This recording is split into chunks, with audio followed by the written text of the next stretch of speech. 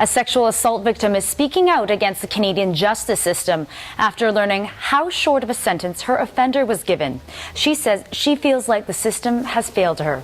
Our Tina Lovegreen has been speaking with her. So Tina, I understand that the offender was found guilty and sentenced. So what made her feel this way?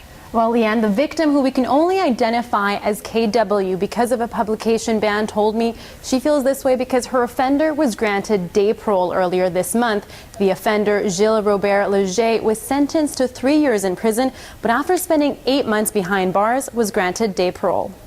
Why sentence someone when they're not even going to serve it?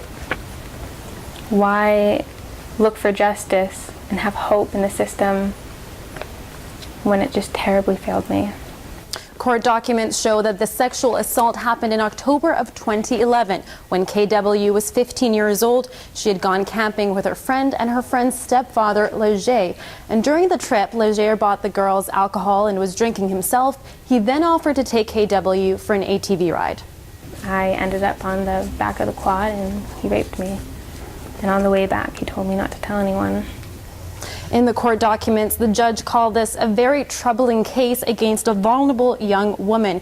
And KW told me since that day, she's been struggling with depression, anxiety, and has been having suicidal thoughts. Wow, so Tina, what were the reasons that the parole board gave when they granted Leger parole? Well, documents show he was granted day parole because his risk of reoffending are considered low and his potential for reintegration high. And I did speak to several criminologists from Simon Fraser University. They told me while situations like this are difficult for victims, part of the mandate of the Correctional Service of Canada is reintegration, which is why most people are released from custody before the end of their sentence so they can be supervised during the reintegration. But it's this whole process that has really been discouraging for KW because the parole board hearing was held in French. So he learned about his release before she did. And she says she had to wait years for Leger to be convicted and sentenced. And she also added that there were many times where she would get ready to go to the court and then it would be rescheduled.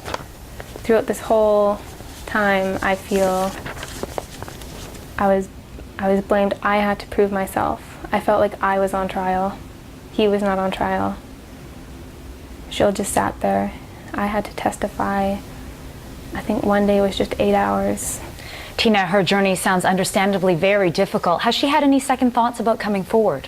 No, she says even though she feels let down by the system, she's glad she got her voice heard, and she doesn't want to discourage any other victims from coming forward because she says seeing him handcuffed really helped her heal.